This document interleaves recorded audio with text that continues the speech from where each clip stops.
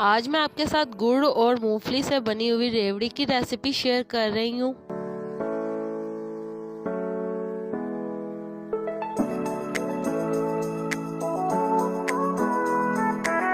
बिस्मिल्लाहिर्रहमानिर्रहीम। अस्सलाम वालेकुम जी, क्या हाल चाल है आपके। उम्मीद करती हूँ आप सब खैरियत से होंगे। अल्हम्दुलिल्लाह मैं भी ठीक हूँ। तो आज मैं आपके साथ बहुत ही मज़े की गुड़ और मूंगफली से बनी हुई रेवड़ी की रेसिपी शेयर कर रही हूँ। बाजार से कई गुना अच्छी घर पर हम तैयार कर सकते हैं। तो चलें जी, आज की इस मज़ेदार सी रेसिपी को बनाना शुरू करते हैं। तो यहाँ पे मैंने एक अदद पैन ले लिया और इसके अंदर 1 कप भर के तिल का शामिल कर लेना।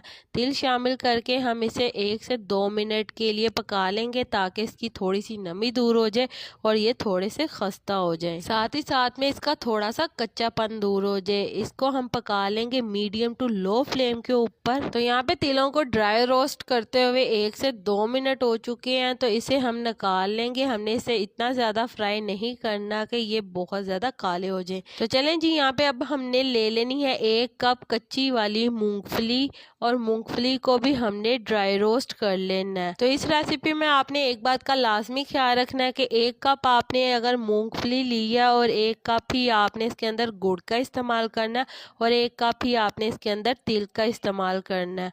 तो यहाँ पे हमारी मूंगफली ड्राई रोस्ट हो गया, तो हम इसे निकाल लेंगे। तो यहाँ पे अब हमने 1 कप गुड़ का इस्तेमाल करना है। 1 कप गुड़ लेके इसके अंदर आधा कप पानी शामिल कर देना है। पानी शामिल करके हमने इसे मीडियम टू लो फ्लेम के ऊपर पका लेना है ताकि गुड़ अच्छी तरह से डिज़ोल्व हो जाए पानी के अंदर। तो चलें जी, यहाँ पे हमने ले लेनी है 2 अदद सब्ज़ इलायची। इसका मुंह खोल के हम इसके अंदर शामिल कर लेंगे और यहाँ पे हम चीनी शामिल करेंगे 2 टेबल स्पून, ताकि हमारी जो रेवड़ी है वो कुरकुरी तैयार हो। तो यहाँ पे हमने 1 अदद लेमन का जूस ले लेना है और ये हमने इसके अंदर शामिल कर लेना है। तो लेमन का जूस शामिल करने के बाद हमने इसे अच्छी तरह से पका लेना है। एक बात का आपने लाजमी ख्याल रखना है कि आपने शीरे को मीडियम टू लो फ्लेम के ऊपर पकाना है। तो यहाँ पे आप देख सकते हैं कि इसके अंदर बबल्स आना शुरू हो गए हैं और ये शीरा गाढ़ा होने लग गया। तो यहाँ पे हम इसे चेक कर लेते हैं। तो 1 कटोरी आपने पानी की ले लेनी है, ठंडा वाला पानी लेना है आपने फ्रीजर का, और इसके अंदर आपने 2 से 3 कतरे इसके डाल देने हैं शीरे के शामिल करके आपने देखना है। तो यहाँ पे आप देख सकते हैं शीरा अभी हमारा अच्छी तरह से कड़क नहीं हुआ, तो हम इसे 1 से 2 मिनट के लिए और पका लेते हैं। तो अच्छी तरह से इसे 1 से 2 मिनट पकाने के बाद दोबारा से हम इसे चेक कर लेते हैं। तो यहाँ पे आप देख सकते हैं कि शीरा हमारा बहुत अच्छी तरह से कड़क हो गया है। इसी तरह से आपका भी होना चाहिए। तो जब शीरा इस तरह से कैंडी की सूरत इख्तियार कर जाए और इसकी आवाज़ इस तरह से कड़क की आने लग जाए, तो इस स्टेज के ऊपर हमने इस शीरे के अंदर मूंगफली शामिल कर देनी है और इसे 1 से 2 मिनट के लिए पका लेना है ताकि शीरा अच्छी तरह से कोट हो जाए मूंगफली के ऊपर। और इसे 1 से 2 मिनट पकाने के बाद यहाँ पे आपने ले लेने हैं सफ़ेद वाले तिल जो हमने हल्के से ड्राई रोस्ट किए थे, और इसके अंदर आपने ये थोड़ा थोड़ा करके मिक्सचर डालना है और अच्छी तरह से तिलों के साथ इसे कोट कर लेना है। तो स्टार्ट में गुड़ और मूंगफली का जो मिक्सचर है वो बहुत ज़्यादा गर्म होता है, तब आपने ये करना है कि कोई भी कांटा या फिर आपने चम्मच की मदद से इसे तिल के साथ कोट करना है। तो जब तिलों के साथ अच्छी तरह से ये कोट हो जाए उसके बाद आपने एक एक मूंगफली को अलहदा कर लेना है और इसे तिलों के साथ अच्छी तरह से कोट कर लेना है। तो जैसा कि आप देख सकते हैं इसी तरह से आपने भी इसे कोट करना है। तो यहाँ पे मैं वीडियो को फास्ट फॉरवर्ड कर रही हूँ, स्किप नहीं कर रही, ताकि आपको इसका ये वाला प्रोसेस अच्छी तरह से समझ आ जाए। तो यहाँ पे इसे अच्छी तरह से करके हमने कोई भी छन्नी ले लेनी है और इसकी मदद से इसे निकाल लेना है। अच्छी तरह से हम इसे छान लेंगे और इसे निकाल के अलहदा से रख लेंगे। तो जिस तरह से हमने इस वाली मूंगफली को तैयार किया है इसी तरह से हम बाकी को भी तैयार कर लेते हैं। तो इस स्टेज के ऊपर आप इसे इस तरह से भी किसी भी एयर टाइप कंटेनर में पैक करके रख सकते हैं। ये बिल्कुल बहुत ही मज़े की तैयार हुई है।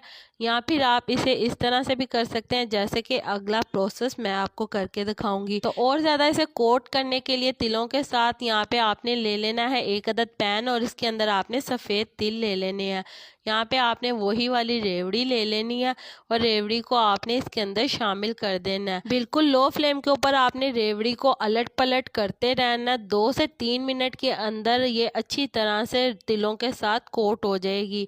तो यहाँ पे आप देख सकते हैं जैसे जैसे रेवड़ी हमारी थोड़ी सी गर्म हो रही है तो सफ़ेद तिल अच्छी तरह से रेवड़ी के ऊपर कोट होने लग गए हैं। तो बहुत ही अच्छी तरह से ये कोट हो चुके हैं जैसा कि आप देख सकते हैं।